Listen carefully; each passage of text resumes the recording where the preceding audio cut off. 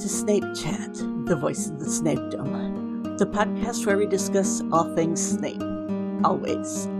Join us as we dive into the world of the bravest man we ever knew, in art, fanfic, meta, and more. Obviously. This is Snapecentric with episode 39. For this episode, I chatted with the multi-talented SerenaEW. We discuss her fic, podfics, filks, and other fanish pursuits, and listen to some of her work. Enjoy the show.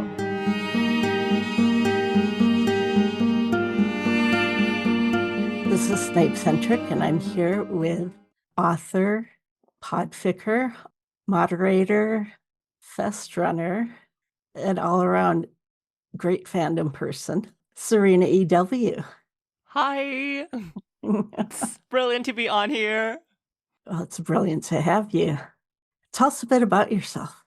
Well, I am Serena, and I do some fandom stuff, as Snapecentric already said. Thanks for the praise, by the way.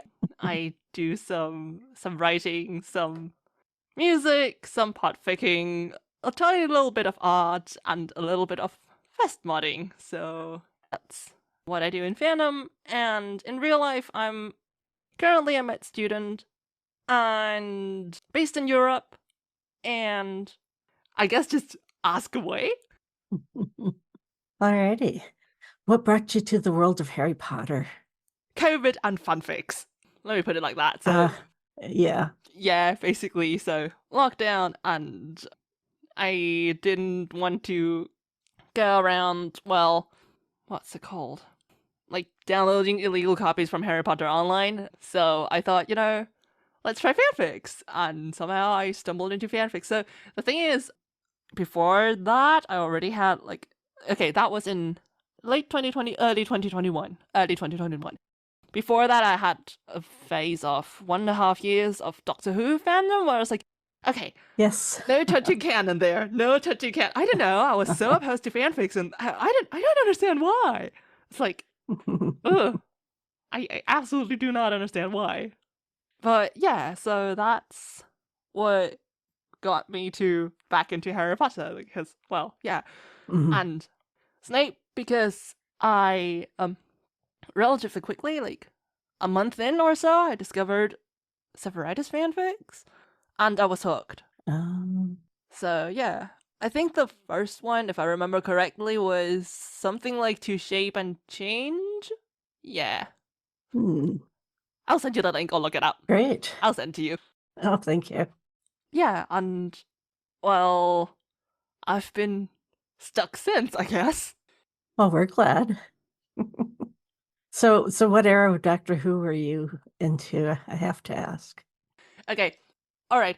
Whovians all over the world, please don't come running in wherever I am or wherever, Snapecentric is, because, well, I actually started off, my obsession with Doctor Who started off with the 13th Doctor. Oh my god. Oh, that's great. I think she was my first girl crush or something. I don't know. I didn't realize it immediately, but I think in retrospect, I may have had a crush on her. Oh. And yeah. Oh, neat. So yeah, that's what got me into Doctor Who, and I was so obsessed. And then, long story short, where I am based, people need a year or more, sometimes 2 years, to translate the content, but they do provide it in English as well. So I was like, yay! And somehow I couldn't stand the wait between seasons 12 and 13 anymore. I don't know, my big crush was on season 11's 13th Doctor, and okay, season 12's 13th Doctor was already okay, yeah, I feel like that's somehow a different person. Yeah, and I think I stuck around enough to record the 13th season on TV, but I haven't had the chance to watch it yet because, well, Harry Potter sucked me in, Severitus and Snape sucked me in, so here I am, and I haven't looked back to Doctor Who since, and I don't know, I should probably do that. Well, to be honest, I watched season 12, but 13 I haven't gotten to yet either, so. Yay. But the 12th Doctor is the one for me. That's fair. And the 7th and the 1st and the 4th. So okay. I've been a fan for a very long time. Yes. Nice. Okay, that's totally understandable. Yeah. And let's see. Have you always been a writer? I'm not sure how to answer the question. Because, well, basically when I was in Doctor Who, I actually wrote a self-insert really cringy fanfic that I posted nowhere, so don't go out looking for it. But yeah, before that I've been more a consumer / when I got into Harry Potter, more a reader than a creator at the beginning. Now it's like it's almost the other way around. Mm-hmm. I do feel like I still read a lot, but like not as much as I used to. So yeah, I'm not sure how to answer the question, have you always been a writer? Because I think, like, not few people, I feel like I may have had like inhibitions of what if my writing is not good enough, and you know, I'm not putting myself out there because that is like, especially the self-insert thing is like, okay, yeah, I got into like writing, including publishing, with a, well, not quite Severitus fanfic, so I guess it's something of a process becoming a writer. Mm-hmm. Yeah. Cool. Are you more of a drabble or a long fic kind of writer? I think I'll write like short chapter works or long one-shots. Like I don't write that many travels, but I also don't write long fic because my one attempt at long fic, well, yeah, it's been stuck for 2 years now, and I'm slightly embarrassed because it's been stuck for 2 years now. Yeah, I don't think that's not so bad. I mean, the process is what it is, and when it comes to you, then you go with it. Yeah. I'm not giving writing advice because I'm not a writer, but that's just my understanding of things. Fair enough. I think you do have like this sort of understanding for like creators because you like, yeah, you see so much content, you share so much content, you interact with so many creators that, yeah. Yeah, true. In your long fic, The Fate Weaver, Harry wakes up and meets Death rather than Dumbledore at King's Cross Station. Death gives him the same choices of going back or moving on to the afterlife, as well as a third choice to go through time and try to change past events as a fate weaver. How did you come up with the fate weaver concept? So, first of all, many thanks to the writer of the fic, whose fic inspired the Fate Weaver. So that's Lyra Onyx, and yeah, she's a pretty good friend of mine, and by now, and yeah, she allowed me to play with her concept because, well, her original fic was called Tapestry of Time. Not her original fic, but rather her original fic series. Okay. And yeah, that's basically where I got the tapestry idea from. And I took it and I ran with it. That's what happened. The original fic is linked in my fic, so just as a comment. Okay. So yeah, and then the weaving motif is kind of based in mythology, like the 3 sisters of fate. So there is that. And then there is this Harry meets Death scene where I brought the musical element in and somehow everything just went to, you know, craziness. Oh, that's great. So that's basically what happened there. Your stories often feature things like poetry, opera, and classical music. You also write for fests and use other prompts. Is there anything that doesn't inspire you? I don't think so. I feel like I don't take a lot of inspiration from art because, well, somehow I feel like the art exposure I grew up with was not enough to build a, oh my god, I am craving art now, let me go find art and write for it.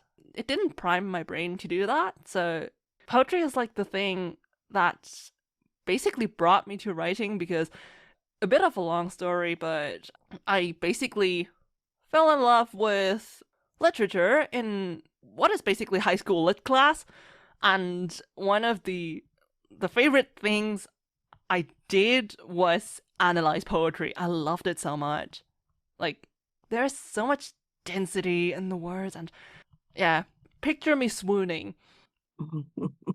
So yeah, that's poetry for me. And classical music, well, I play the flute and I sing, so I had years and years and years and years of intensive exposure to that because, well, that's what I did throughout most of my school time. And I've been back into it for a while now, for almost a year. Nice. Wait, more than a year. I've been back into music for more than a year now. Oh. Okay. Okay. You're going to do some reading for us at the end of the interview. We're going to read from Wish Not for a Soul That Is Full of Sin. And it's really good. And the meta is just, I don't know, it really, really blows my mind. Thanks. Thanks. Yeah. How did you come up with the theme of Snape as a merman? So, again, first of all, thanks a lot for the praise, but I feel like I literally am standing on giant shoulders. Like, there is, like, so the specific idea or, like, the specific spark behind this was the prompt by Kaiden Song, who basically posted a prompt of, for some reason, Snape is brought to the Mer people post-battle, and they heal him in secret, and he makes a new life among them, like, whether, you know, in an underwater cave, or because they make him more like them, or whatever. And then, you know, character of choice finding him, or, like, finding out about his, well, continued living. And that is, like, the spark behind this, but there are also, I think there is more to this, because the best ideas, I think, are if the more you think about them, the more details come. Like, for instance, the muteness topic. Oh. Yeah, and I think another med student friend and I were joking about how Nagini might not have, you know, hit blood vessels with her fangs, but rather, you know, the nerve responsible for the vocal cords. So basically, yeah, his voice is either very hoarse or he's, like, kind of mute. And yeah, I basically, like, I see that often in post-war fics, that somehow Snape's voice is impaired, and I ran with it because the theme of muteness as a form of sacrifice is, like, central to the story of any story variant, I guess, of The Little Mermaid. Or, like, most story variants. Right. So that's where I was like, oh my god. And there is this. Oh my god. And let me see. I think there are other things. And then, oh yes. And then at the same time when the idea came, I was also working on the Undine Sonata, like the flute sonata by Karl Reinecke. And I feel like this is, like, perfect music for fic. I don't know, like, okay, so I'm a romanticism lover in general, and, you know, this just hit me because it's like, oh, I love this music so much, and it's like, okay, I want to write a fic that is actually based on filk, because that sonata was in itself written on the basis of the German retelling of The Little Mermaid tale. Right. Like, mind-blowing. Yes. There are so many interesting parts of your story. The fact that he is so othered by the Mer people is an interesting part of it, I think. Okay, so I think, yeah, this is how it came out. I didn't plan for Severus to be, like, this ostracized, perhaps, in Merman society, but then around the same time when I was first inspired by this, Rusalka, so the Dvorak opera, was running in our local theatre, and so, like, the opera, and I was like, okay, and then there is that line, wish not for a soul that is full of sin, in the variant I heard, and, it stuck with me, because, well, yeah, and then from the soul/soullessness ideas, then came, okay, what if there are reasons for mere people to not like souls, or like the concept of souls, and what does it do to people who are turned into mere people from beings that, well, have souls in their minds? And it's how it came out, but I can't really explain it. I'll have to see where this runs if I ever get around to writing the sequel, but... Oh, I'd love to hear that. Thanks. Mm-hmm. And let's see, your reading, you've actually turned into a podfic. When did you start podficking?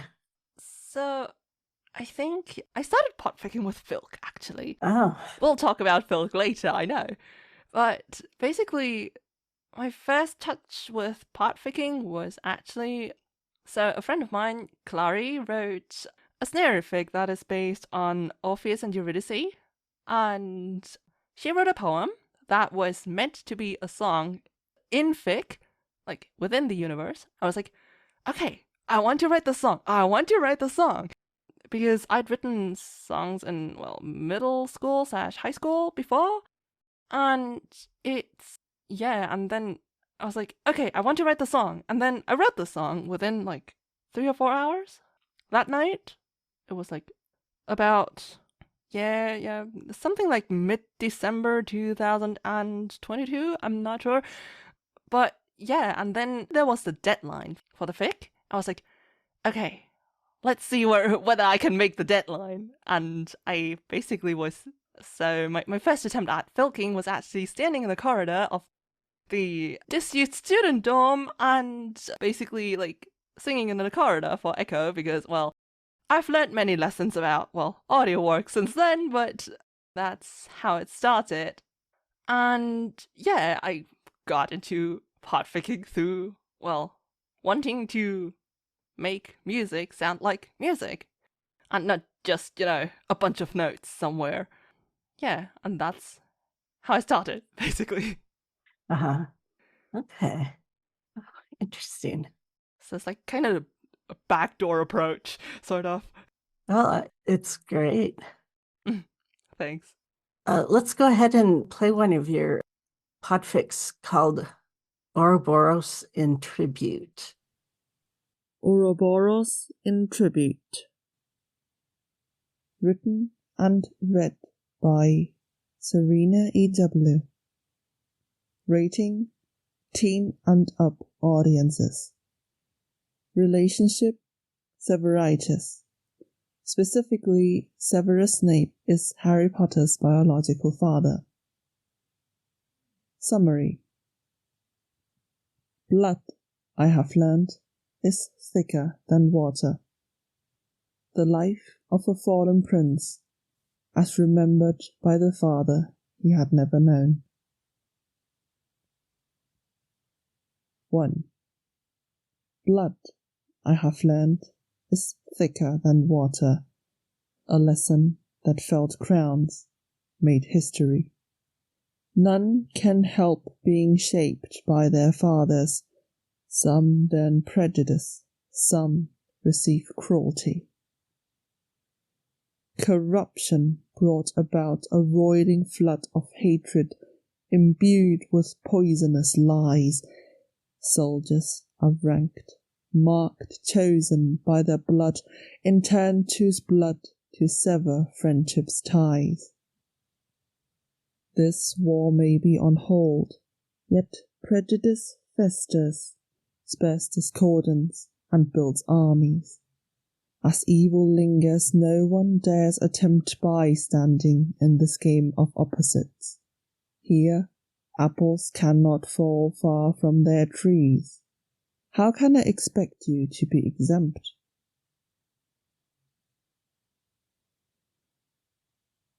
2. How can I expect you to be exempt from rules of descent? I can see no choice but enmity shaping our words, contempt, a cauldron of rage exploding in voice. I stay masked in the shadows to shield you from threats brewed in darkness. You, insolent, repay my efforts in scorn, never choose to heed advice, caution, or good judgment. Guarding you from yourself? Impossible. Year by year, you rush heart first to danger, run off recklessly, seeking adventure. You may believe yourself invincible, with your crown of sharp prongs and foolish stunts.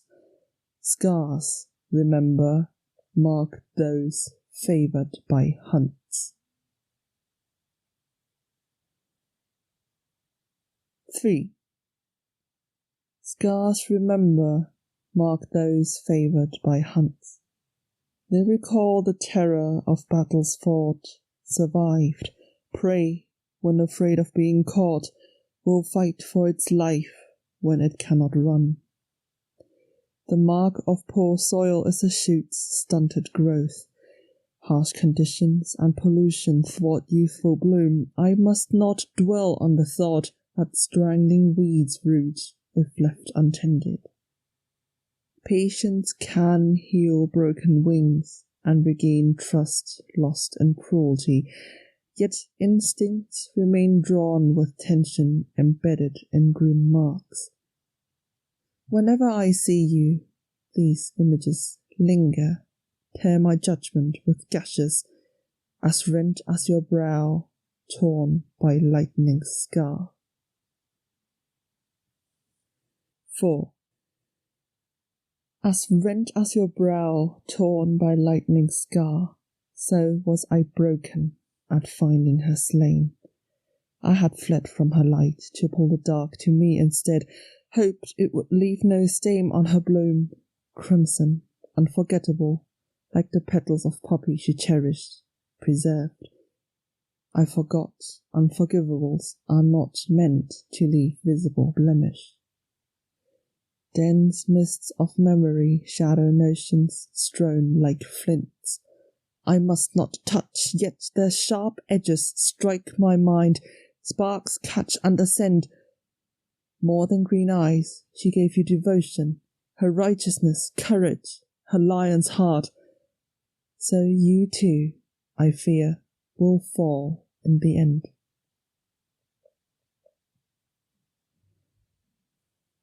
5. So you too, I fear, will fall in the end.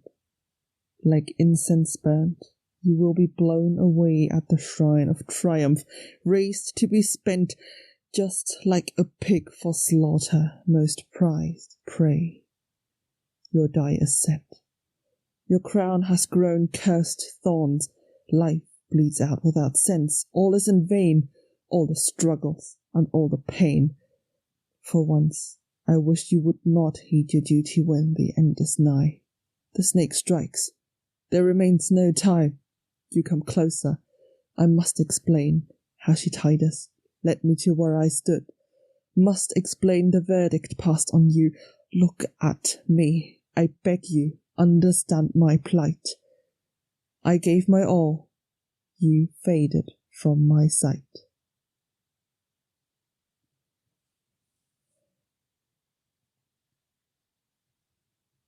6. I gave my all. You faded from my sight. How was this the plan, that I still remain here while you are gone?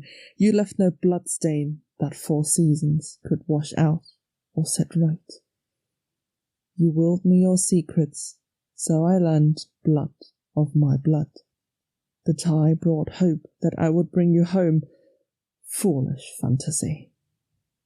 I could pray for miracles, wish for magic, but no magic can bring life to fairy tales. Princes fall, tribulations rise, they fail. Life's lost to tragedy and happenstance, fed to just wars incurred by their fathers. Now all I have left is this remainder. I'll chant when you asked for fond remembrance.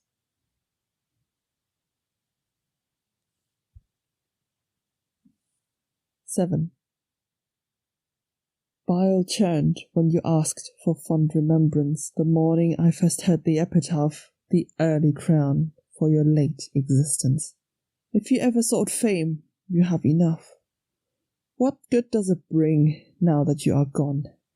Life beyond death, nothing more than a dream. You ensured the world lived on, I lived on. Why waste your efforts to liberate me? I was certain I knew you, yet you broke my beliefs, turned the contempt you received to love, unspoken, yet not unperceived. As, at last, I am taught better, I choke. Now I fathom how you chose your altar. Blood, I have learned, is thicker than water. That is so sad. It is. But good. Thanks. The funny thing is, this is part of a bigger universe, which is inspired by an abandoned work. So that work has been abandoned for something like 17 or 18 years, and the universe captured me, and somehow the idea that Severus finds out after Harry's death, or supposed death, that Harry has been his son all along, so we're in Severitus now. Mm-hmm. That, I don't know, it stirred something in me, and the idea wouldn't let me go. I was like, okay, cool.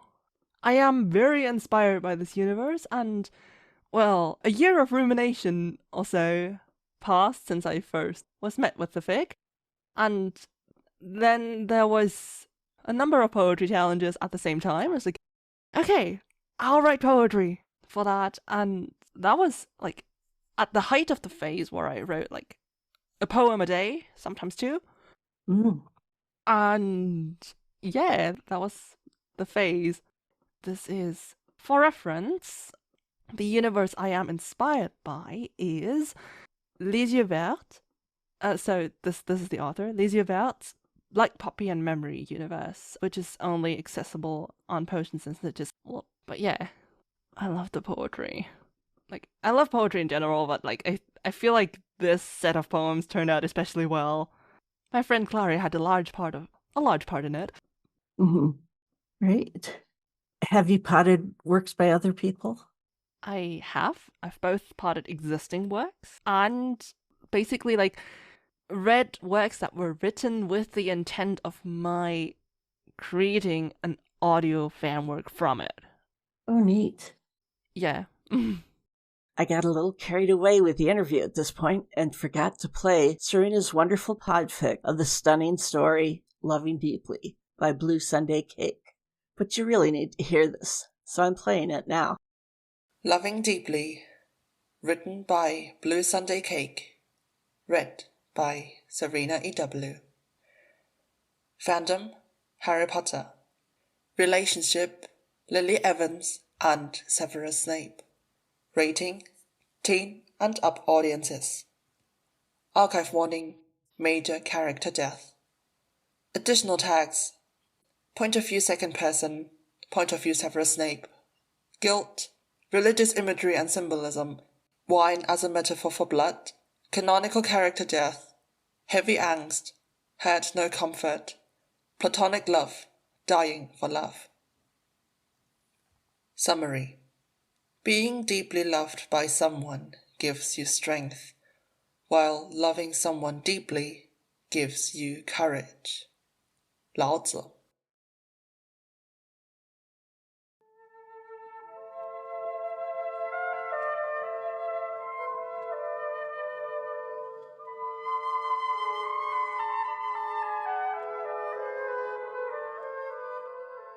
Does it hurt when the first nail sinks into your palm? You've held her, your precious flower, within this very hand, caressed her cheek and wiped away her tears, Every line marks a road travelled with her heart and her soul in your pockets. The imprint of her fingers are unmistakable around your wrist, just under those delicate bones they have tried to break. Her touch was like fire, and you inhaled her till your lungs turned to ash.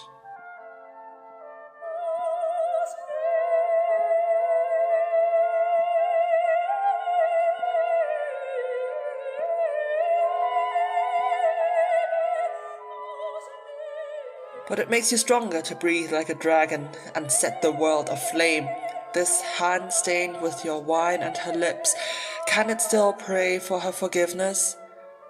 You're so sure that it's too late, that nothing shall be atonement enough. You live your life here, on your knees, at her altar.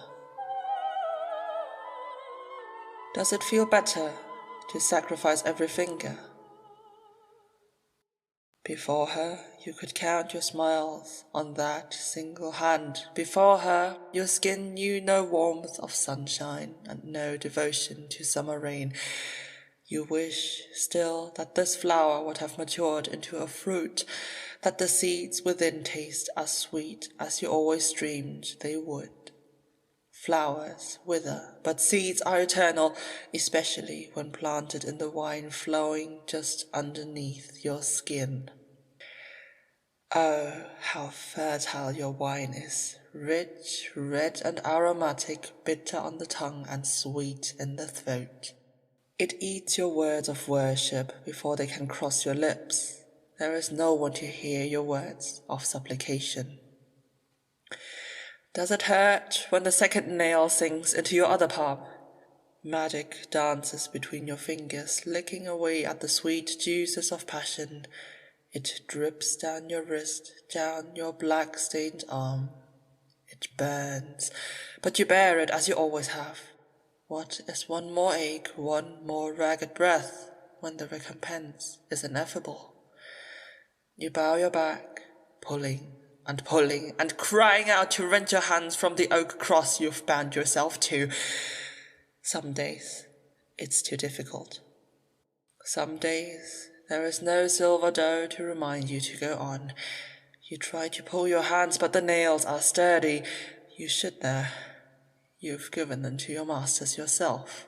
You breathe fire onto the world, but oak never turns to ash. No, every flame that licks your cross hardens it, reminds you of your resolve. Just a few more hills, and perhaps you will find rest at last. Does it hurt then, when you hand them a whip to crack along your back? The lashes, wet and self-inflicted, draw so many patterns on your skin. Your oaken spine pulses with gladiolus blossoms and big leaves like every day is spring. You love how it reminds you of her even deep in winter. Your flesh will never be a garden, even with everything you have given. You give, and you give, and you give, O faithful devotee, till ruination swallows you. Wine flows heavily for ruined men, and you drink from the source. You pray for inebriation, for oblivion, but have you earned it? Do goddesses answer the prayers of men like you? Just one more hill, just one more year. Your soul is shattered. Does it hurt to murder your master? The final nails sink into your feet, piercing through your boots. It should be impossible for you to keep going. No one would blame you for giving in, giving up. But the oak at your back, painted in divine wine and hellfire, pushes you onward. You try not to lose sight of the end, of your purpose. Isn't that what this whole journey is about? Flowers tucked behind your ear, you look towards the horizon. They no longer believe in you now, and think you their traitor. But you do not have the heart of a betrayer. On those nights you find yourself having a heart at all. Yet no one sees your final walk. They cannot see, for you never allowed them to glimpse past your armor. Buttoned to the throat and hidden behind your cloth, all they have to follow now are your red-stained footsteps. Nothing but memories to carry them to their destiny, as are all men destined to die. This crown of thorns, does it hurt when it coats your vision in red? You lick your lips and blink your eyes. You carry on, walk up the hills until the line becomes a circle.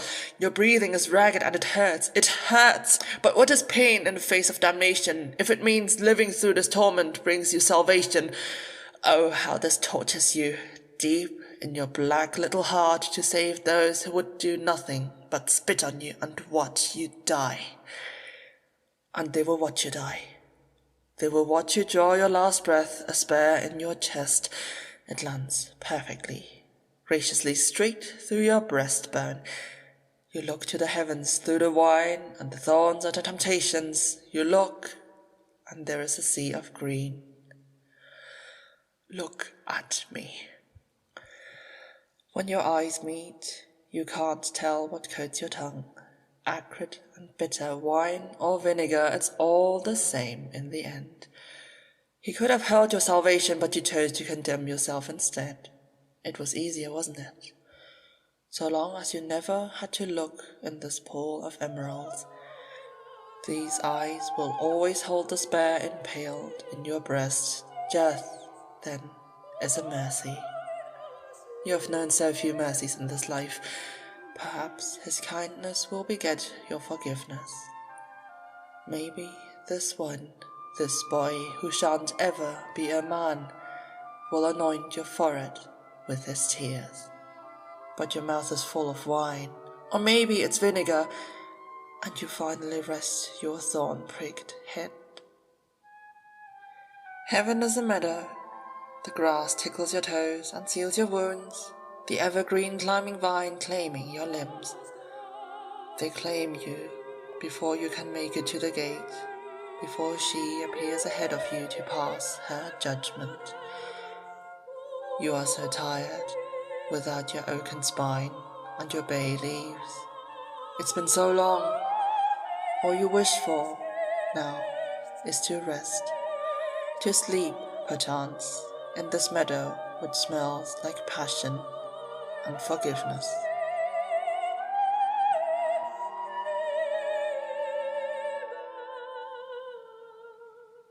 Does it hurt to die for loving so deeply?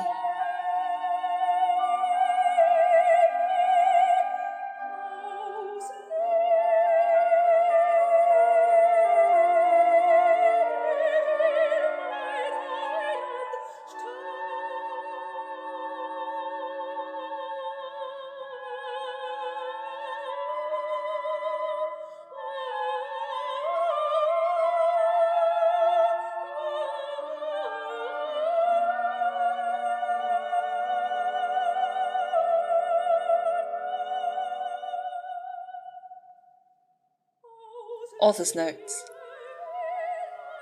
The symbolism involved in this ficlet: passion fruit, Christ's crucifixion; oak, courage, strength; bay leaves or tree, strength, courage, victory; vinegar. The Latin slang for wine also meant vinegar, and was given to Jesus Christ when he said he was thirsty as he was crucified. Gladiolus. Strength of character, moral integrity.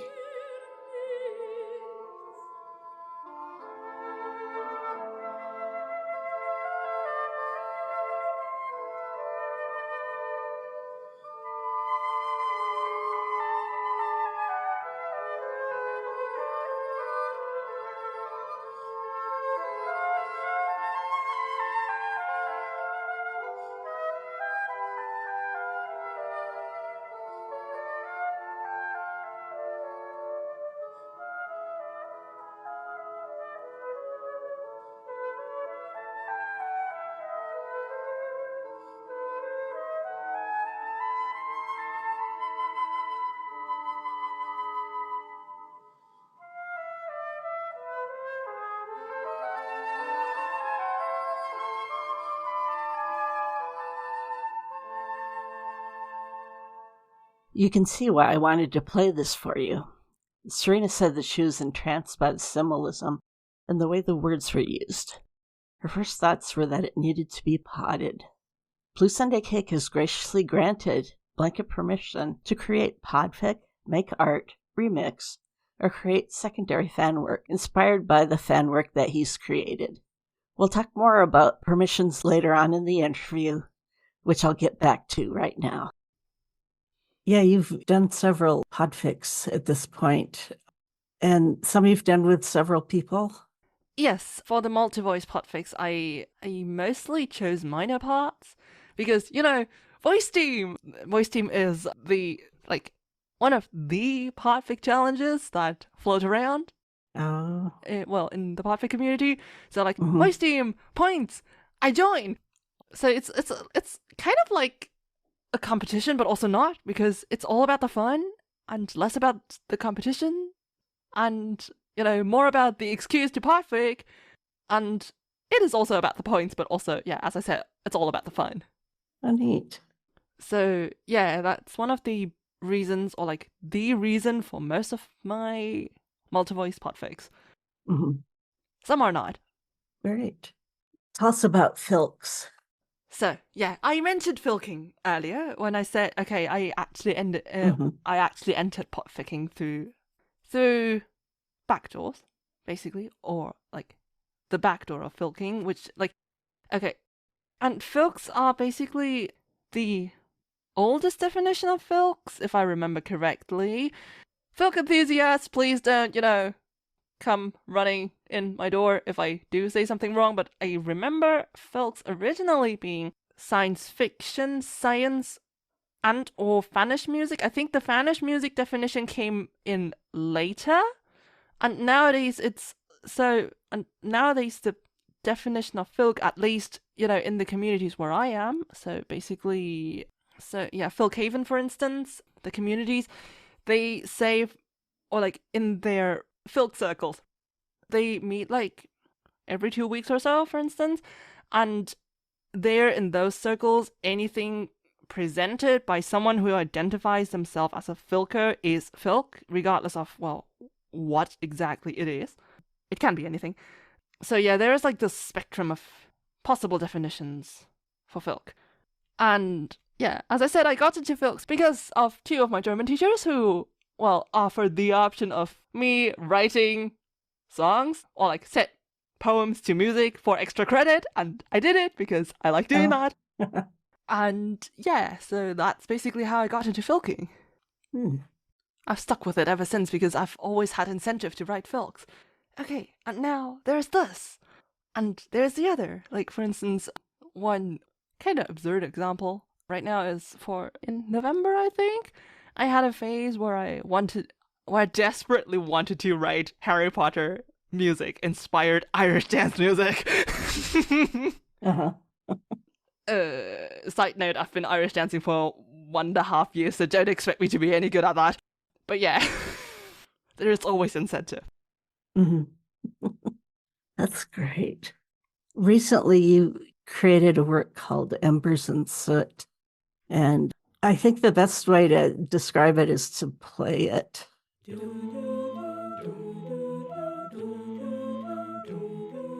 Chim chimney, chim chimney, chim chimney, chim chimney, chim chimney, chim chimney, as sweet as lucky can be. Chim chimney, chim chimney, chim chim chiroo. Good luck will rub off when I shakes hands with you. Chim chimney, chim chimney, chim chimney, chim chimney, chim chimney, chim chimney, chim chimney, chim chimney, chim chimney, chim chimney, chim chimney, chim chim chiree. In this whole wide world, there's no happier bloke. Someone holds his safe and warm, pours his friends through a silver storm, figures dancing gracefully across my memory. Chimney, chim chimney, chim chimney, chim chimney,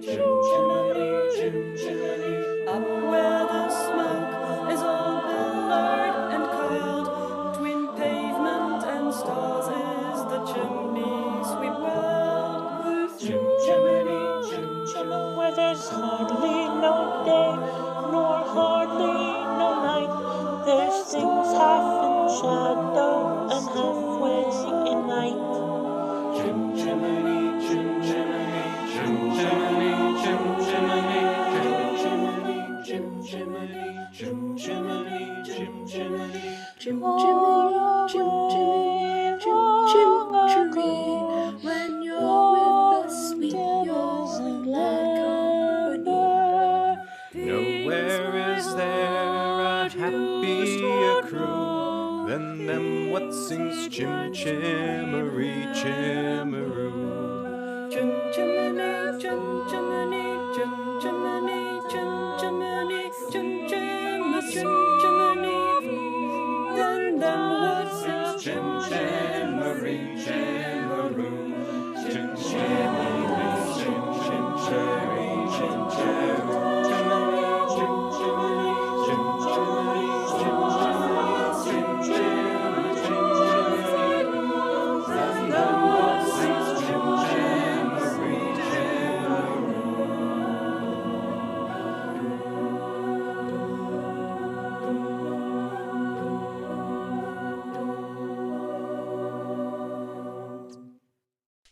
Oh, it's so good. Thanks. Mm-hmm. I also feel like it turned out so well because, well, yeah, there were like 18 people who threw in so much work, and it's like, all for my baby. You all did that. Yeah. Yeah, 18 voices and 82 parts. How did you how are you inspired to do it in the first place? So Emerson Suit has like something of a story behind it. So long story short, one night when I came home from dancing with, well, dance mates, and they were discussing Mary Poppins. Okay. I think asking me to identify the one note or the other because I've got the perfect pitch. Oh. But yeah. Oh, that's cool. Can be really cool. It can also be kind of annoying.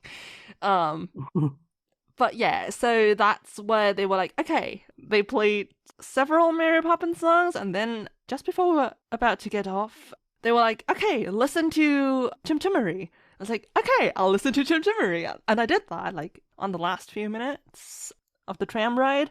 I was like, and when I first listened to it, I was like, wait, Once Upon a December sounds, like, identical from the melodic progression. It's like, oh my god, what? What? Like, my mind was so blown. Oh, wow.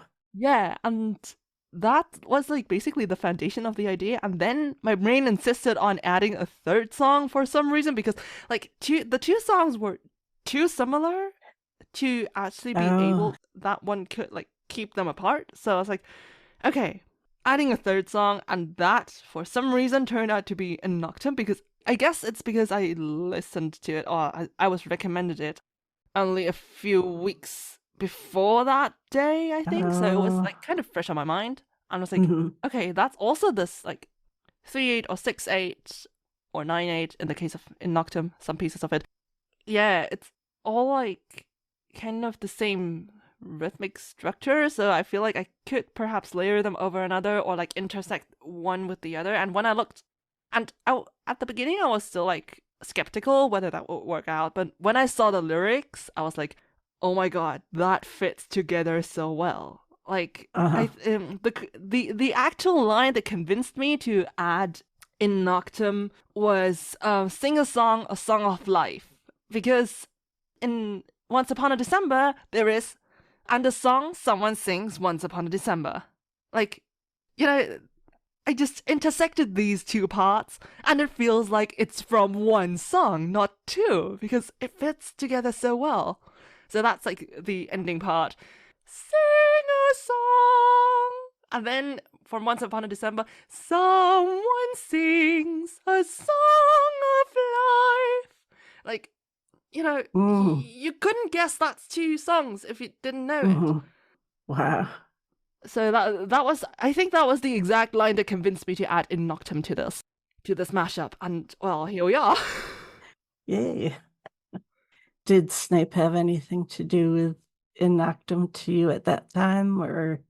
So, In Noctem was wrecked to me in, I think, in both the Severitus and the Snary server. I can't remember exactly. Oh, okay. But, so, In Noctem is the background music to the one deleted scene from Harry Potter and the Half-Blood Prince, where he looks out, like, and has this, like, stricken, and, okay, stricken is an understatement, but that expression on his face. Yes. And there's, like, this thunder rolling in the background, and, oof, shivers. Yeah. And yeah, that stuck with me because it's such a sad song of both, remembrance and, the... And that shot, yeah, is just amazing. Yeah, exactly. So that stuck with me. And, well, I feel like the exact song would have like its own story, though some participants and commenters both said that they were thinking about, Snape when they heard it. This thing, so yeah. Nice. Okay. Some were seeing him in the castle, or like around the castle when he was headmaster, for instance, or like the dark days, basically. And I feel like that fits so well. Yeah. And then how did you go about creating it? Putting the voices together and everything? I actually wrote a 4,000-word meter about that, which is called... I linked it in a doc. Yeah, I wrote a meter about that, which I called A Guide to Multivoice Filking, where I explained in 4,000 words, actually, what I learned from editing not just this project, but all in all, like something like 150 voices together in different projects. And I was like, okay, this is how it works, and this is what I think works best for me. That is what I do, and that is how I feel it sounds good. And yeah, I wrote a few songs. Not a few songs, God's sake. I could write a song about it. Metafilk. Metafilk is a thing, actually. Just as, voice team filk is actually kind of like, it's a thing, But yeah, no, I wrote quite a few lines about it. It's pretty extensive, like quite a large part of the steps I don't think you technically absolutely need to do. But they're like the last few things that I think make the whole project shine. A lot of it is based on my, hearing, and my hearing being very exact about things. Like, no, you must correct this now. Oh, so the different voices. I haven't read through the whole meta. It kind of blew my mind, to be honest. That's fine. Did you adjust pitches and such, or? Yes, I did. I try to avoid autotune for, reasons. I've got my issues with autotune. It sounds awful. Somewhat, yes. I try to avoid it as much as possible, and most times, manual adjustments are fine. So I explained in pitch aligning. So that's chapter 5, editing in the individual tracks, from my guide, how I did that with the pitch alignment. Yeah, so basically I wrote the breadth of every part, how different the individual parts can be to sound as one, or as tolerable. And a lot of it's a lot of changing pitch is trial and error, but you need to undo the change pitch if you try and error, because with each change pitch you decrease the audio quality. Oh. Parenthesis. That's going into deep details. It is just so interesting. 18 voices and 82 parts, and it just comes into something really beautiful. Thanks. And a lot of it is actually just, strict rhythmic aligning, like word surgery. Okay.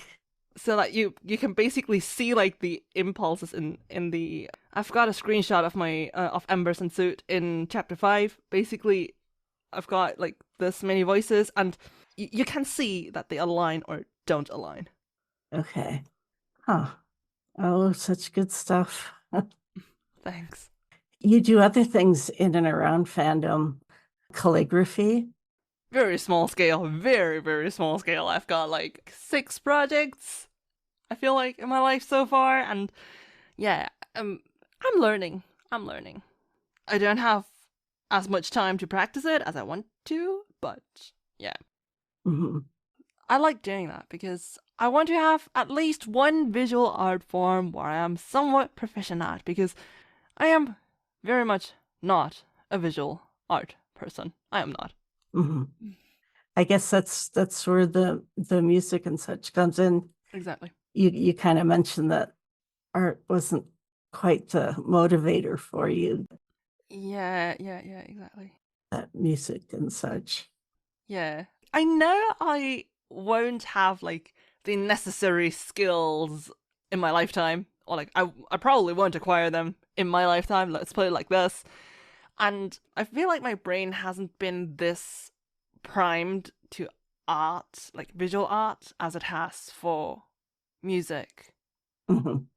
And even writing for me is like, a lot of it is auditory processing, because when I write, I read my stuff to myself again and again and again until it sounds good. Mm-hmm. But yeah, so there are people who rely on, for instance, how the text looks like, for instance, or how I can't even describe how other people do it, because I can't do it like without the, auditory component. Uh-huh. Everything I read has a voice in my head.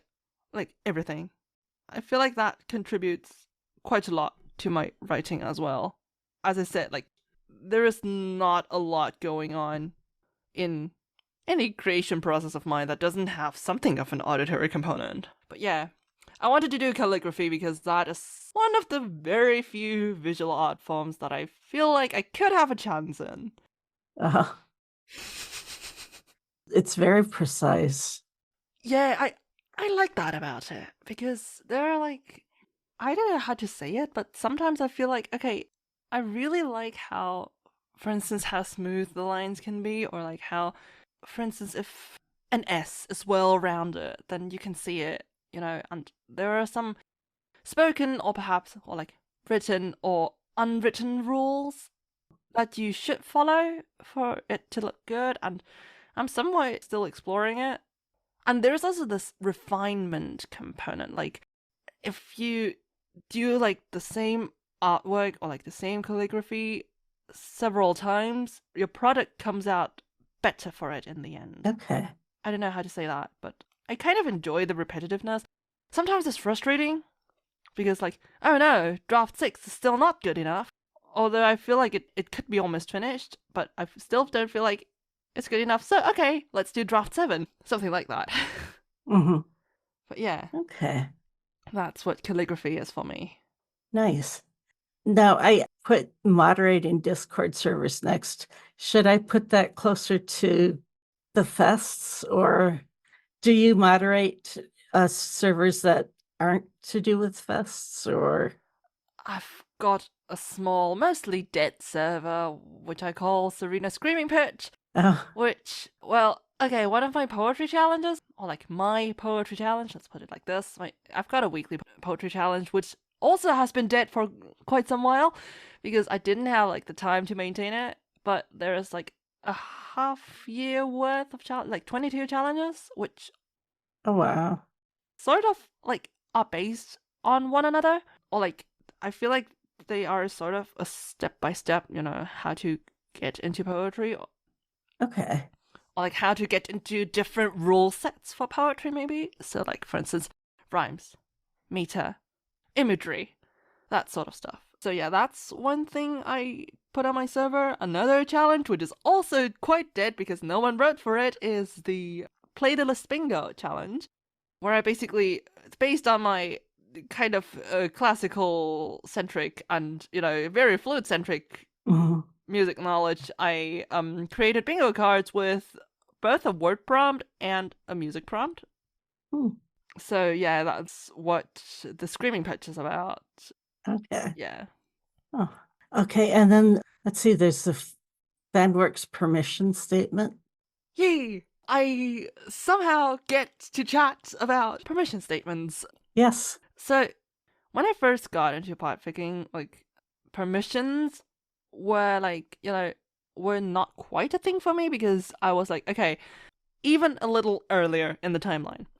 My first contact with fanworks permission statements is thanks to Jakunda Sykes, who wrote in the Snare server about please adding fanwork, or like fanwork permissions to people's profiles so that podfics can, see on...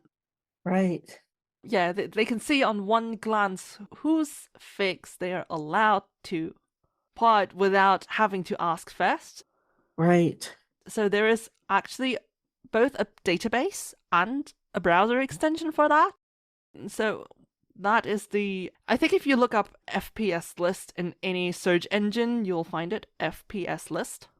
Okay. You'll find what this is about. But basically, like, Jock is one of the few, not sure how many, but one of the people who are very active in, spreading around, okay, we need permissions, or sometimes also no's, because, like, no permission is also a statement, it's also a valid statement, and it's also helpful. Right. Mm-hmm.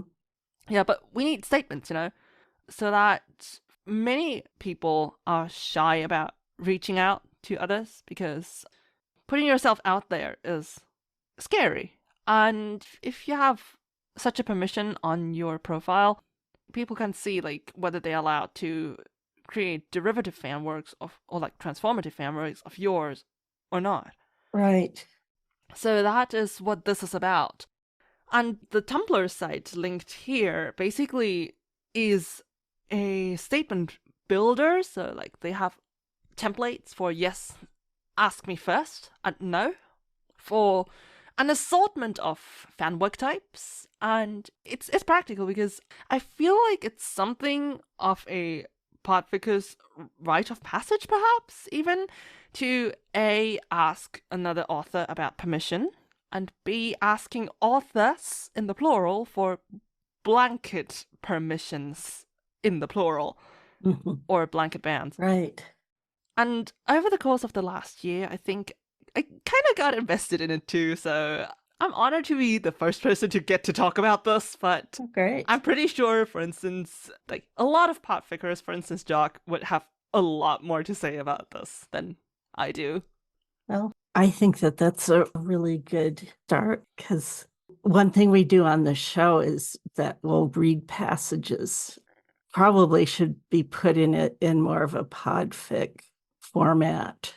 Why not? But I always get permission. That's good. That's good. Mm-hmm. As I said, there are authors who have blanket permission on their profile. Right. I think I'll send you the link to the browser extension. As I said, there is this browser extension that shows podfic blanket yeses as green. Like, the user is green. So. Oh, interesting. So that might be helpful. Yeah, I'd love to have that stuff to add to the additional rating pages. Some links to that. Cool. Okay. Let me send this to you in a moment. Okay. Another big thing that you do is that you're active in Snare and Severitus fests. Can you tell us about the upcoming Severitus Big Bang? Yay! I got to talk about the Severitus Big Bang. So, I noticed an astonishing lack of Big Bangs in Severitus, and I thought, we need a Severitus Big Bang because, well, Big Bangs are cool.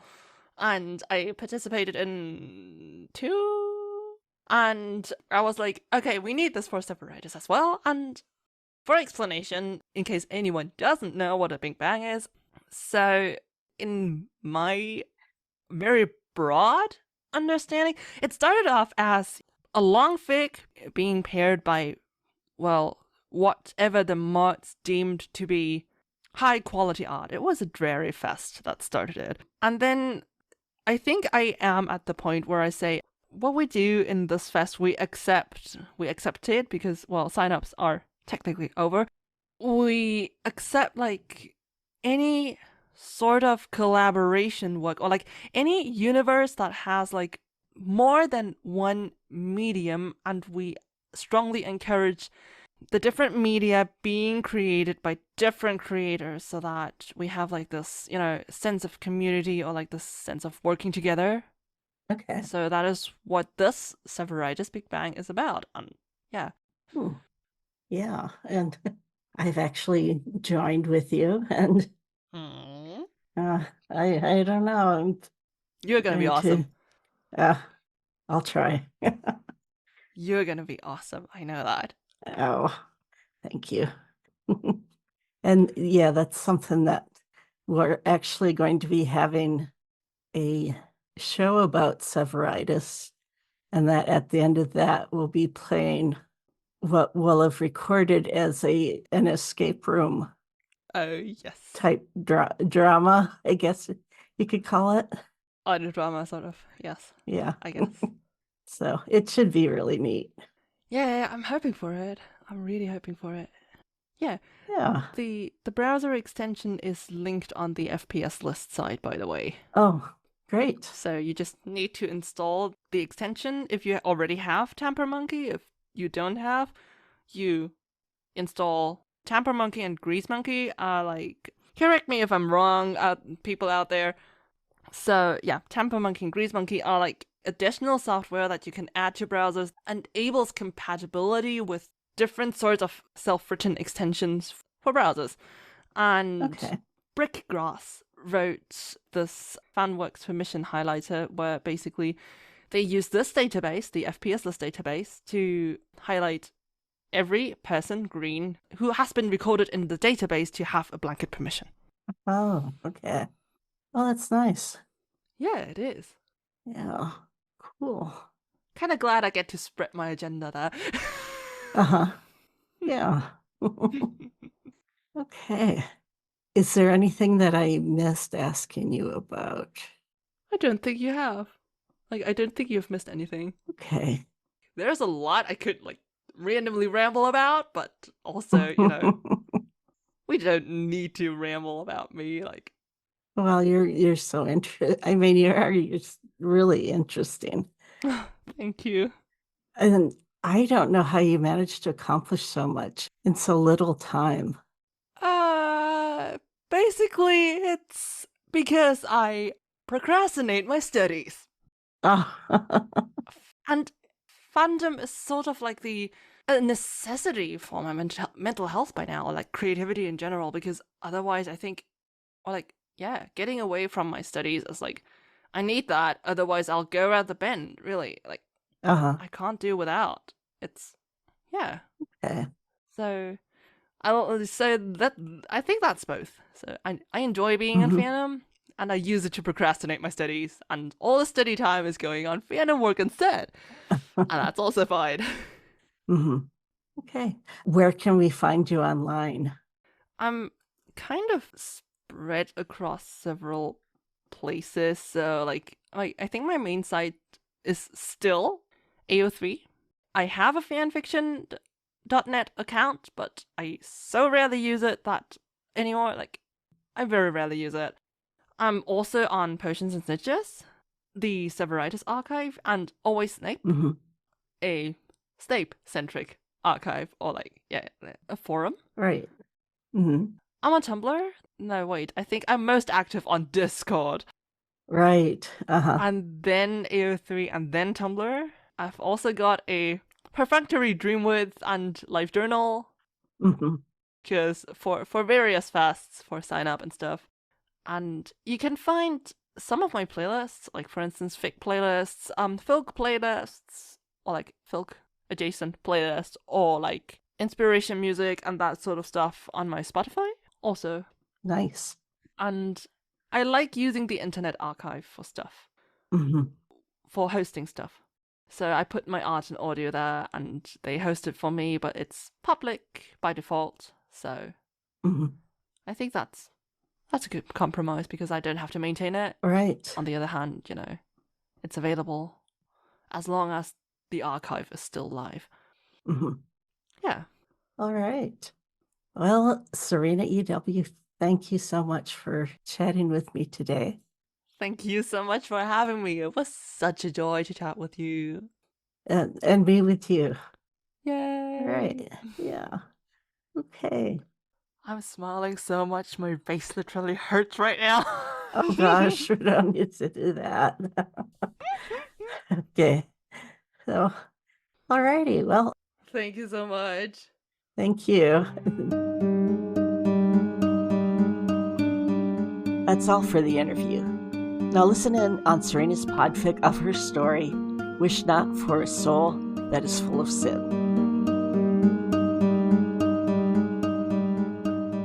Wish not for a soul that is full of sin. After all, a flighty soul could not return to the water or to the earth as they maintained all life eventually should. What one did not have, they believed, could not be broken. Or prologue to the Merman Snape Amnesia EU no one asked for. A Harry Potter fanfic written and read by SerenaEW. Rating: teen and up audiences. Archive warning: no archive warnings apply. Relationship: Harry Potter / Severus Snape. Additional tags: Harry Potter epilogue what epilogue. Merman Severus Snape. Severus Snape lives, pining, inspired by classical music, especially Rosalka by Dvorak and Undine by de la Motte Fouquet and Reinecke. Poetry, fairy tale elements, merfolklore, world building, romanticism, trigger warnings, near drowning, unrealistic resuscitation attempts. This fic was created for Kaiden Song, who provided me with the original prompt for this series more than a year ago, which is, for some reason Snape is brought to the Mer people post-battle, and they heal him in secret and he makes a new life among them, whether in an underwater cave or because they make him more like them, or whatever you wish. Hermione, or character of choice, returns to Hogwarts for their 8th year, and is walking by the lake one day, and discovers him, or something of his, discovering his survival. Well, I ran away with it a little. It turned out darker than I thought. But yeah.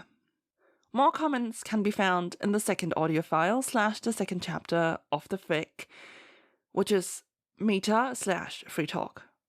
Enjoy! Current. I am drifting. No anchor is holding me, but the light of the moon shining from the surface, a fractured tether, broken by murky depths. Currents push me through the lake, troubles roll like waves past me as do memories turbulent under the surface of reflective stillness. I command no direction, but that melody I long to sing, with a voice I do not have. My songs yearn for the greens of fate's ebb and flood. Currents push around me, invisible, yet like bars of a cage, keeping me adrift eternally. The waxing moon was shining brightly through the endless cloak of night, reflecting its image on the surface of a lake so deep that no light ever reached its bottom. Glistening leaves of reed rustled lightly to and fro in the gentle ripples of the wind, sending dancing spots over the water that swayed to the wild and ancient music of the waves. Hidden in the dark bushes of an eerie forest, there was a cave. From within, one could oversee this serene mirror of the moon and stars. One could look at the tongue of land across it, the jagged cliff, soothed by the majestic lake's embrace. And one could see the castle crowning the broken hill it stood upon, gleaming with golden lights.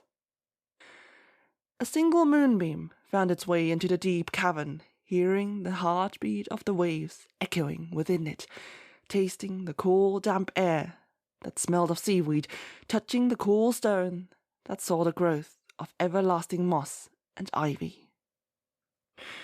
When it reached the center of the cave, it caressed the face of a creature that was not plant, nor animal, nor entirely man, for he wore strands of long black hair reminiscent of seaweed swaying in the water, draped over the pale face and torso that looked like those of a slim man.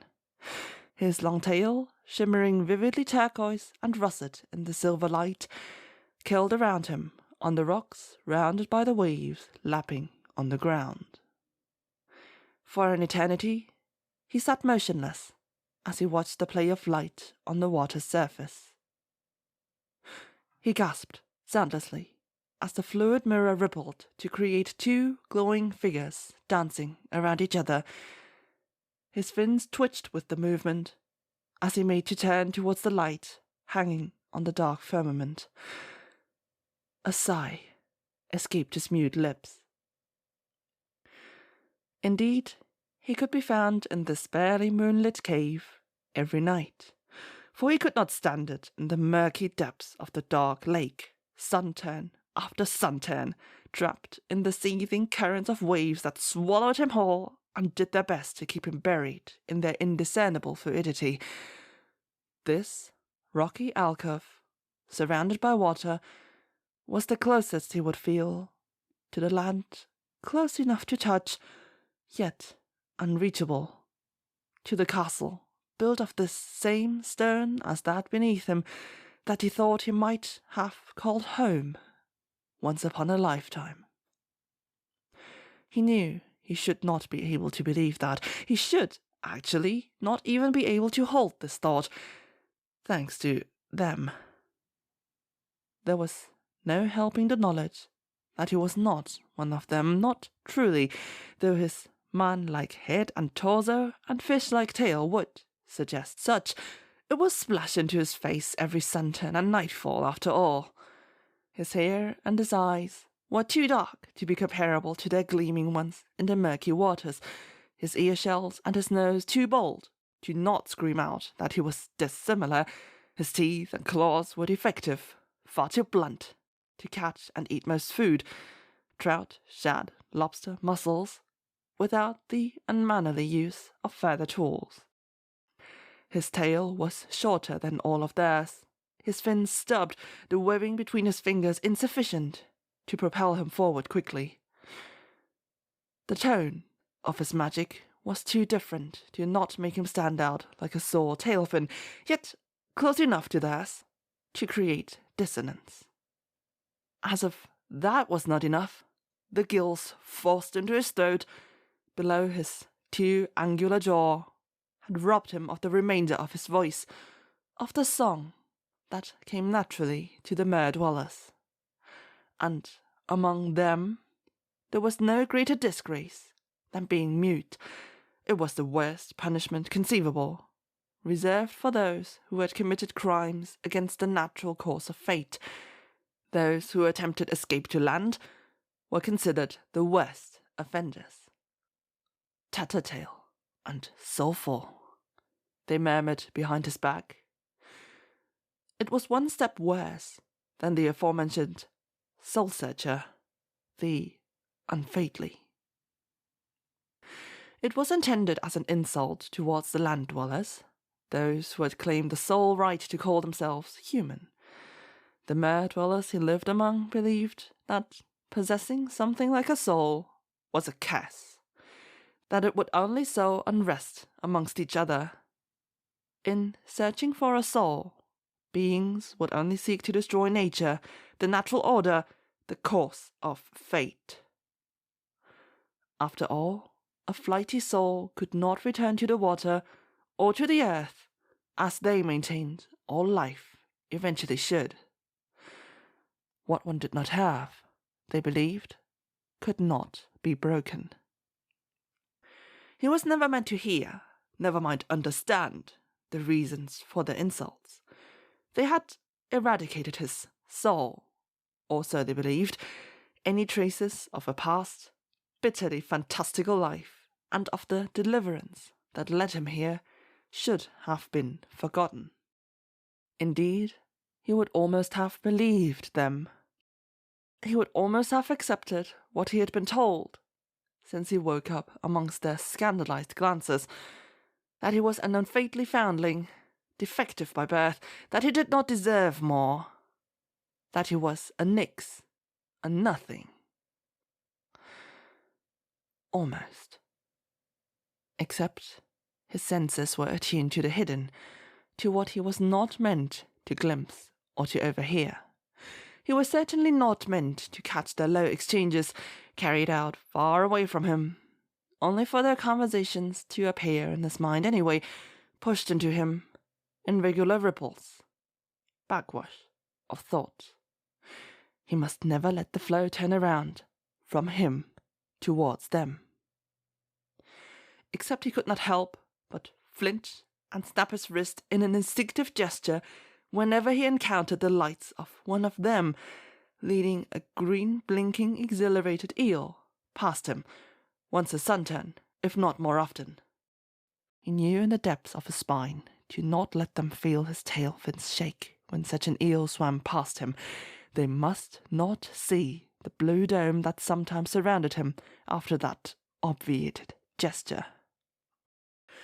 Except the smells of water herbs and magical tinctures rolling through him every sunturn, purportedly what he had learned, this disreputable profession he had been assigned, would flash vague recollection of dark, cool rooms at him, memories of him watching over young land dwellers as they prepared, sometimes failed to produce such concoctions.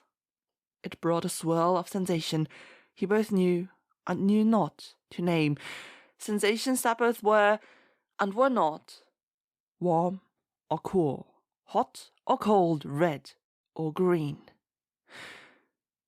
Green. Eyes the colour of the brightest white water lily leaves stood out, especially among those impossible memories, intensifying that maelstrom of scalding and freezing, intermingled with desperate anythings, and always is, with the feeling that he might never feel temperate again, and that something must have ripped his body into pieces and torn his heart out. Sometimes calm returned if he concentrated on the tinctures, yet, like in those, heat and cold roiled on under his deceptively still surface. He might have called all this a figment of his imagination, of his overly sensitive nature, except the castle stood in a distance every night, bearing the unmistakable mark of home, bitter as the thought was.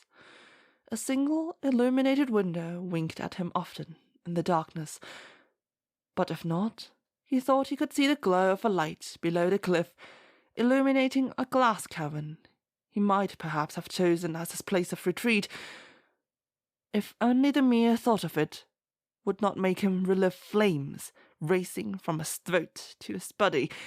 He should not be able to understand flames at all, come to think of it. If only the thought would not make him choke on blood, on water, on pain, because he should, by nature, not be able to choke or drown. Contrarily, as not waves, but the cool air of leaf fall brushed across his tail, he should not be able to sit here, out in the air, and not suffocate at the lack of water. He suspected there were herbs and draughts and tinctures to make temporary land-dwelling possible among the mere living, but he did not require those to retreat to his alcove every night. All this should. It meant that there was no pushing these impertinent thoughts away, and tonight's happenings had solidified them, given them a name, a face, a body. Yet of all those maddening thoughts, the most prominent, they must not know, urged him to caution. They must especially not know that he knew, and Nix, by name, should know nothing. They must not know that he proudly claimed this name of nothing for himself, silently buoyant at their ignorance. He had claimed it as a disguise, as was his wont. Whenever the memories overcame him, unceasingly after nightfall, he swam up, up, up, until he could follow the moon to his hidden alcove, inaccessible to them. He would watch the lone light from the faraway castle flicker, remaining long after all the others had gone out, and dwell among the impossible memories. But not tonight. Tonight his mind was not consumed by the past. His gaze did not move from the castle in the distance, as he remembered He'd found himself especially restless this sunturn. A forbidding shift of the tides was pulling at his spine, and he could not help but follow, so he'd set out from his confines the moment he felt the sun dip under the surface. His senses were commanding him to search out and shield from danger. He did take care that he would not be seen or heard, although it did not matter what they would say. It was not as if he could fall any lower in their esteem.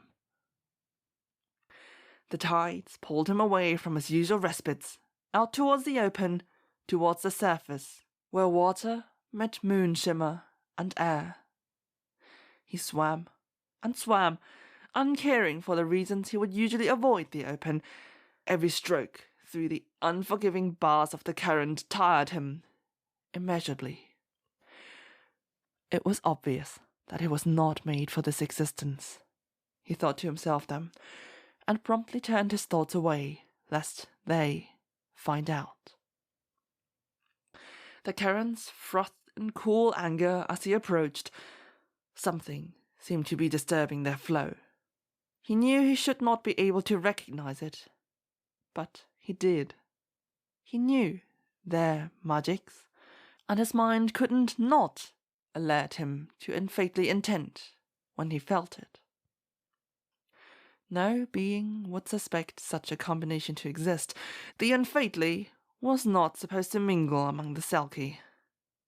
It was vile enough to instinctively turn most life away, even the most hardened and ancient, such as the giant squid, who usually watched closely over the proceedings in its waters. Most life, but not this Nyx. And that was where he saw them in the far distance. Boats wobbling dangerously on the ragged surface of the upset lake, the land younglings sitting in them 4 apiece, the young but grown land dweller alone in his boat, trying to guide these nutshells through the unnatural swirls of water, keeping them on their predestined path, on magic alone, until 2 of the boats overturned. As the Nyx saw the youngling struggle, his tail snapped furiously against the bite of the agitated water. He had to reach them now, driven by the thought that it was his duty to keep the children safe. His fins spasmed when he saw the young landman jump in behind them, working his way through the viscous currents with all his might. No landman would be able to keep up with the swirling water while gathering the younglings and righting the boats alone. It was the only reasonable explanation for the sudden, irrational cold that possessed the Nyx. At that moment, even the silvery moonlight seemed much more menacing, as he worked his way furiously through the undergrowth, watching the young man's spirit fade away in the chokehold of the icy water encasing him. Tails and fins pumping, the Nyx slipped his way through the unyielding water when, with a spectacular burst of raw power, the landman subdued the eerie vibrations and gathered the younglings into their boats, even as his own nutshell sank irretrievably beneath the surface. A stream of warmth lifted the oppressive, chilling fluctuations, causing a shiver of familiarity, of pleasure, to race from the tips of the Nyx's tail to the top of his head, and he could only watch as, afterwards, the young landman lost all strength in his limbs and sank, unconscious, under the surface of the calming lake. No! If there was one thing the Nyx knew, he must not let this young landman die. His tail was aching, burning with the incredible fire of exhaustion as he reached out desperately with his 2 short arms. 1 stroke, 2, 3, he grasped again, and finally got a hold. By then, they were already 3 tail lengths under water. His charge did not struggle, only dragging weakly at his hold as he brought them to the surface. The landman's boat was long gone. The other nutshells, too, had disappeared in the distance, following the trail of magic that would lead them to safety beneath the glass dome down the cliff. The Nix had no choice but to bring the landman to the closest stretch of shore in the hopes that he may yet live. The sheets the young landman had wrapped around in robes, the Nix found himself cursing, brought leaden weight, the fibres having soaked up all the wetness. He tore at them with his 2 blunt teeth and claws until they tore apart and sank into the dark, watery depths. Clutched together, Nix and man broke the surface. The Nix swam, the young landman's sinewy body wrapped as tightly as possible in his 2 weak arms. He propelled them forward with all of his remaining strength, even as he took care to keep his charger's lolling head above the surface. His only thought was bringing the man in his arms to safety. He swam, ignoring the fire roaring up in him, until he could swim no more as his tail hit ground. Even then, he tugged them landwards on the strength of his arms alone, until the young landman was sprawled out on the sand, half a tail length away from the gurgling current, yet unmoving, but for the slight whistles of breath, and far too cool to the touch for a warm-blooded life. Driven by the barest scrap of memory left to him, the Nix struggled closer. The landman was barely breathing now, the only sign of his being alive an occasional gasp rushing through the full lips. The chill of fear swirled through the Nix, even more turbulent than the lake at its worst. He would not let this landman die. So he pressed his lips to the others, pinched the unconscious man's nose, and blew. The expansion of the torso beneath him made him sigh in relief. If he still had his voice, he might have shouted. Never had he been more glad of the evidence that he still could hold air in his lungs. He wanted to lift his torso then, lay his hands on the breastbone beneath him, compressions due next. But try as he might, gaining enough leverage required a bend of his spine that was physically impossible to hold up. Regardless of how he might position himself, his arms were not strong enough to achieve a sufficiently quick and deep push. Too slow, too shallow. His mind chastised him. Useless. I can't. He still tried. And he wept. How he wished the landman beneath him would stir again. Impossible tears dripped from his eyes, glittering magically on the bare torso that trembled with the effort of his weak movements. In the light of the newly grown moon, he pressed, and still... A jolt took his arms. A loud crack, a bolt of lightning, went through him.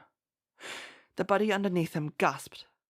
The landman's eyes flew open, and in the next moment his body was convulsing as it expelled water in furious torrents. The Nix immediately scrambled back, using a spasming arm to tug the landman onto his side so that the water would not flow back into the body. As he coughed and retched, eyes pinched shut with discomfort, the Nix's tail twitched in remembered pain as he recalled the sensation of choking. He watched intently, though this discomfort was not a look he very much cared for on the landman's handsome face. For the first time, he took in the dark hair stuck to the forehead, reflecting the shine of the moon. He registered the high cheeks glistening with residual wetness, the stretch of neck bowed, as the landman made himself as small as possible, curling up onto his side. The Nix couldn't help his arm from reaching out, stroking lightly over the convulsing body next to him. The landman stilled. His eyes blinked open to find the Nix's, and the Nix could not help but stare back at the impossible shade of green glinting in the light of the moon. He would recognize that color anywhere, in darkness and in light, with human, silky, siren, or Nix eyes. Neither paid attention to the puddle sinking into the sand, to the ebb and flow a tail length away, as they stared at each other. The Nix felt his mind assaulted once more by memories he now knew with certainty to be true, memories of anger at a certain reckless green-eyed boy, of unacknowledged pride brewing in him at said boy's unexpected strength, the despair upon learning that he would be the one sending the young warrior to his demise. He truly had been the most unfaithful being to do so. He deserved his muteness, after all. And yet, they were both here, now, lying in the sand, lulled into each other's embrace by the now calm rush of the distant waves. The Nix could not help but soak up the feel of the well-formed body moving with life, the sturdy bones, the strong frame of the man who seemed to be warming under his touch. It put all the descriptions of the most beautiful sirens to shame. The landman had matured finely from the boy of the Nix's memory stumbling towards his final, unfaithful mission. He had matured. This realization soothed the jagged edges of what the Nix suspected must have broken in him all this time ago. It made his tongue want to form melodies again, from those soul-bright recollections he had never thought he remembered from a childhood he should not have had. "Harry!" A distant cry caused both to jolt and the landman to turn. Harry. The name felt natural. Of course. For a moment, the Nix imagined it sensually flowing off his tongue, for the sinewy man in front of him, a most lyrical song in its own right. "Here!" At the landman's hoarse call, the Nix flinched again. It was his time to leave. His place was not on this land, this shore anymore. He had to move, escape, before the other land dweller arrived. He was to be never seen again, buried beneath the waves that should be housing him. He crawled back towards the water, only now feeling the ache of expending too much energy and magic, when a warm hand on his shoulder stopped him. Harry had turned back towards him. "Thank you," he whispered. Green eyes glittered with drops that threatened to spill into the greedy sand beneath them. Even if the Nix had not understood the words, he would have understood the weak grip and tug of the hand on his shoulder, but he could not allow himself to stay. He had to drag himself away to resist swiping the glimmering droplets off Harry's face, to keep the warming body in his cool embrace. He shivered at the memory. He was finally in his cave of respite, and yet the flood of his thoughts allowed his aching limbs no rest. As the last gaze replayed over and over in his mind, he couldn't help but wonder, could Harry have recognized him? Could those last tears have shimmered with memories? He shivered at the vague recollection of past torment. He hoped not. For once, he hoped that his transformation had disfigured him enough, that the darkness, presenting no issue for the mer-dwellers who inhabited dark, murky waters, had made him indiscernible to human eyes. Harry belonged at home, beneath the gleam of the sun, sheltered in the light of the castle. If he knew what was good for him, he should not seek out such an unfaithful being as this Nix. And why did the Nix's insides turn so painfully at this thought? Water gurgled quietly in response, tickling the shimmering tail. As he stared out towards the glow of the castle in the distance, he wondered how the man was now. Had he been restored to full health? Or would he have to suffer still? Would he still remember the creature that had dragged him out of the water? Moonbeams glittered on the surface of the now calm lake, the silver to the golden light shining on top of the cliff. They twisted and turned in the sway of wind and waves, creating shapes that formed and dissolved in but a breath. For a moment, the Nix saw the reflection of two deer, a male and a female, in the cool glimmer dancing over the water. He gasped. Could this be? He raised his head, sighing at the pain the slight movement brought. And for the first time in remembrance, it had not been his custom in either life, unfaithfully being as he was. He prayed. He pleaded, imagining that he was singing, as he had almost forgotten he longed to. He sang for Harry's health and well-being, that he might be fully healed from tonight's ordeal, that the waves might be with him in future, that the unfaithfully would not touch him.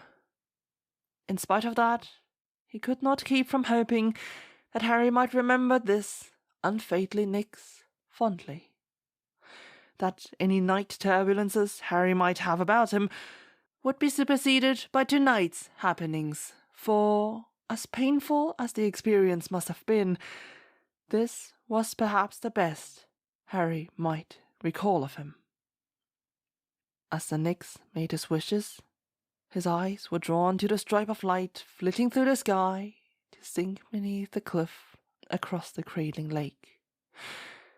His gaze landed, inevitably, on the golden crown on top of the broken hill. One by one, the lights from the faraway castle went out, until only that lone glimmer shone on in the dim, distant outline of his remembered home. The end. For now. And that's the show. Thanks to SerenaEW for speaking with me and sharing her work. Check out our additional reading page at snapechatpodcast.com for links to Serena's stories, podfics, and more. And here we must say goodbye. We wish we didn't have to, but it hasn't escaped our notice that life isn't fair. Like us on Facebook, follow us on Tumblr and Twitter, or leave a comment on our website, snapechatpodcast.com. We'd love to hear from you.